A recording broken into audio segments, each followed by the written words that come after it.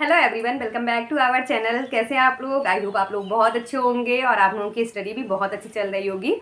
तो अभी जो है कुछ टाइम से मैं आप लोगों के सामने कोई भी ब्लॉग नहीं शेयर कर पा रही हूँ आप लोगों के पास, क्योंकि मेरा जो है वो एमए का एग्ज़ाम हो रहा है और मैं अपने मायके में आ गई हूँ।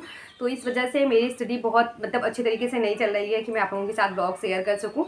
तो कोई भी स्टडी ब्लॉग अभी मेरे चैनल पे नहीं आ रहा है। और वैसे मैं हर अल्टरनेट डेज पे वीडियो शेयर करती थी, पर अभी जो है वो थोड़ा ज़्यादा गैपिंग हो रही है वीडियो पे। 2-3 दिन हो जा रहा है कि वीडियो नहीं आ रही है। और अभी कोई स्टडी भी मेरी उस लेवल की नहीं चल रही है कि मैं आप लोगों के साथ ब्लॉग शेयर करूँ। पर बहुत सारे जो मेरे व्यूवर्स हैं जिनका भी मेरे चैनल पे कमेंट था सीटेट के लिए, तो मैंने सोचा क्यों ना एक वीडियो डाल दिया जाए आप लोगों के लिए, जिससे आपको भी हेल्प हो जाए। और मैंने संस्कृत का वीडियो डाला है कि संस्कृत में कैसे स्कोर आप लोगों को बढ़ाना चाहिए, कैसे बढ़ा सकते हैं, वो सारी चीज़ मैंने आप लोगों के साथ शेयर की है। अगर आपने नहीं देखा तो प्लीज़ विजिट करके देख सकते हैं। और आज मैं एसएसटी के बारे में बात करने चल रही हूँ, क्योंकि मेरी बहुत ज़्यादा नहीं 2-3 सिस्टर ऐसे हैं जिनका कमेंट था एसएसटी के लिए, और इस टाइम पे थोड़ा बिजी शेड्यूल चल रहा है तो मैं शेयर भी नहीं कर पा रही हूँ कोई स्ट्रेटजी। और जो मेरे चैनल पे नए जुड़े हैं उनको मैं बता दूँ, मेरा नाम नेहा है और मैं यूपी से बिलोंग करती हूँ। और मैंने जो है 3 बार सीटेट एग्ज़ाम जो है वो क्लियर कर लिया है। तो आज मैं एसएसटी के बारे में बात करने वाली हूँ कि एसएसटी के लिए आपको कैसे और क्या चीज़ें पढ़नी चाहिए, क्या चीज़ें स्किप करनी चाहिए। तो वीडियो को पूरा देखिएगा और वीडियो को लाइक ज़रूर कर दीजिए, क्योंकि आप लोग लाइक करना भूल जाते हैं। तो फर्स्ट ऑफ ऑल मैं इतना तो जानती हूँ कि एग्ज़ाम जो है वो बहुत करीब है, तो आप लोगों ने स्टडी तो अपनी की ही होगी। ऐसा तो होगा नहीं कि आप लोगों ने फॉर्म फिल कर दिया और स्टडी ही नहीं की। आप लोगों ने सोचा कि एग्ज़ाम पास आ जाए तब स्टडी करते हैं, ऐसा तो होगा नहीं, क्योंकि अगर आपने फॉर्म फिल किया है तो आपकी स्टडी हुई होगी, आपने कुछ ना कुछ तो पढ़ा ही होगा। तो आज जो है मैं इसी टॉपिक पे बात करने वाली हूँ कि क्या चीज़ें पढ़ना है और क्या चीज़ें अब स्किप करना है इन बचे हुए समय में। तो सबसे पहले मैं बात करती हूँ जो 40 नंबर की थ्योरी पूछी जाएगी। आप सभी को पता है कि जो एसएसटी है, एसएसटी टोटल जो है वो 60 मार्क्स की पूछी जानी है, जिसमें जो थ्योरी होगी वो 40 नंबर की पूछी जानी है और जो पेडागोजी होगी वो 20 नंबर की पूछी जाती है। तो फर्स्ट मैं क्या कहूँगी कि जो 40 नंबर की थ्योरी है उसके बारे में मैं आप लोगों से बात कर लेती हूँ। 40 नंबर की थ्योरी के लिए आपको क्या चीज़ें अब पढ़नी है और क्या चीज़ें स्किप करनी है। तो 40 नंबर की जो थ्योरी है उसके लिए सबसे पहले क्या करना है आप लोगों को, आप लोगों ने जितना कुछ अभी तक पढ़ा है उसको रिवाइज कर लीजिए अब। क्योंकि इतना ज़्यादा समय नहीं है कि हम नई चीज़ें कुछ पढ़ें, या फिर नई चीज़ें अगर हम पढ़ने बैठेंगे तो उसमें बहुत ज़्यादा हमारा टाइम लॉस होने वाला है। और जनरली हम सभी क्या करते हैं, मैं भी करती थी पहले ये सारी गलतियाँ जो मैं आप लोगों के साथ शेयर कर रही हूँ। मेरे पास एक्सपीरियंस है तभी मैं शेयर कर रही हूँ आप लोगों के साथ। तो पहले मैं भी ऐसे करती थी कि मैं अपनी तैयारी तो कर लेती थी, पर इतना सारा पढ़ने के चक्कर में मैं रिवीजन नहीं कर पाती थी। और जनरली ये प्रॉब्लम सभी के साथ होती है कि जितना पेपर नज़दीक आता है हम लोगों को ऐसा लगता है कि हमारा ये पोर्शन नहीं तैयार है, वो भी पोर्शन नहीं तैयार। तो इस चक्कर में हम लोग पढ़ते रहते हैं और डेली का डेली कुछ नया पढ़ने का कोशिश करते हैं कि अभी मेरा ये चैप्टर रह गया, वो चैप्टर रह गया, और हम लोग रिवीजन का टाइम पूरा तरीके से जो है वो नई चीज़ें पढ़ने में लगा देते हैं। रिवीजन को टाइम ही नहीं दे पाते। तो अब क्या करना है आप लोगों को कि जो भी आप लोगों ने पढ़ा है 40 नंबर की थ्योरी के लिए, आप उसको मल्टीपल टाइम अब रिवाइज्ड कर लीजिए। बहुत ज़्यादा सोर्सेज़ पे ना डिपेंड रहिए कि अगर आपको कहीं और कुछ अदर सोर्सेज़ मिला, या फिर कहीं और आपको लग रहा है कि यहाँ बहुत अच्छे तरीके से पढ़ाया गया है, तो इधर-उधर भटकने की कोई ज़रूरत नहीं है। आपने जितना पढ़ा है आप उसको मल्टीपल टाइम रिवाइज्ड करिए। बहुत ज़्यादा सोर्स के ऊपर ना डिपेंड रहिए कि हमको यहाँ से भी पढ़ लेना चाहिए, वहाँ से पढ़ लेना चाहिए। यही सारी चीज़ें हैं, छोटी-छोटी मिस्टेक जो हो जाती हैं वो हमारे मार्क्स में जो है, हमारे एग्ज़ाम में बहुत ज़्यादा इफ़ेक्ट डाल देती हैं। तो यही करना है आप 40 नंबर की थ्योरी के लिए, जो कुछ आपने पढ़ा है आप उसको मल्टीपल टाइम जो है आप रिवाइज्ड कर लीजिए। नई चीज़ों को पढ़ने की बजाय अगर आप उसको रिवाइज्ड करेंगे तो वो सारा जो पोर्शन है वो आपका अच्छे तरीके से तैयार हो जाएगा।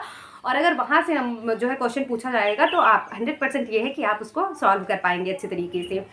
और सेकेंड, अगर मैं बात करूँ पेडागोजी के लिए, तो पेडागोजी के लिए आपको क्या करना है कि कोई पेडागोजी मुझे नहीं लगता कोई पढ़ने की चीज़ है। मैं हमेशा से आप लोगों से कहती हूँ पेडागोजी जो है वो एक अंडरस्टैंडिंग बेस्ड जो है क्वेश्चन पूछा जाता है पेडागोजी में, कि आप किस वे में टीचर हैं और किस वे में आप जो है बच्चों को ट्रीट करेंगे, ये सारी चीज़ें। तो पेडागोजी के लिए अगर मैं कहूँ तो आपको सबसे पहले क्या करना है कि पीवाईक्यू सॉल्व कर लीजिए। 20 नंबर की पेडागोजी पूछी जाएगी, अगर आप उसके लिए पीवाईक्यू सॉल्व कर लेते हैं तो मुझे लगता है उतना सफिशिएंट है। और पीवाईक्यू कहाँ से कहाँ तक करना है, तो अगर आपके पास सफिशिएंट टाइम है अभी, आपको लगता है कि हाँ मेरे पास टाइम है, मैं मैनेज कर लूँगी, तो आप 2019 से अभी तक का सॉल्व कर लीजिए। और अगर आपको लगता है कि नहीं हो पाएगा, इतना टाइम नहीं है मेरे पास, मैं हाउसवाइफ हूँ, बहुत ज़्यादा काम है, बच्चे हैं, घर का काम है, तो आप एक काम करिए कि 2021 से अभी तक का सॉल्व कर लीजिए, तो वहाँ भी आपकी कुछ ना कुछ अंडरस्टैंडिंग जो है वो हो जाएगी अच्छी। तो आप पेडागोजी के लिए PYQ कर लीजिए और 40 नंबर के लिए जितना भी आपने पढ़ा है अभी तक उसको मल्टीपल टाइम रिवाइज कीजिए। और ये सारी छोटी मोटी बातें थी जो मैंने सोचा कि आप लोगों के साथ शेयर कर देती हूँ, क्योंकि SST के लिए बहुत सारी मेरी सिस्टर्स हैं जो मुझसे पहले भी पूछती रही हैं और अभी भी पूछती हैं, क्योंकि SST जो है अपने आप में मतलब ब्रॉड है बहुत, तो हम कितना भी पढ़ लेते हैं पर बहुत सारी चीज़ें हैं जो समझ में नहीं आती। तो आप यही करिए कि जो है 40 नंबर के लिए रिवीजन करिए और पेडागोजी के लिए जो है PYQ कर लीजिए। और एक चीज़, अगर आपके पास टाइम है तो मैं कहूँगी ज़रूर से ज़रूर करिए, कि आप सभी को पता है कि SST जो है वो 60 नंबर की पूछी जानी है।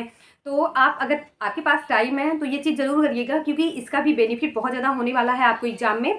अगर आपके पास टाइम है तो प्लीज़ प्लीज़ करिएगा ये चीज़। आपको पता है कि जो है पेपर है SST का 60 नंबर का होना है, तो आप जो है एक टारगेट बना लीजिए कि मुझे एक दिन में 60 क्वेश्चन या फिर 100 क्वेश्चन, 120 क्वेश्चन इतने जो है PYQ सॉल्व करने हैं SST के।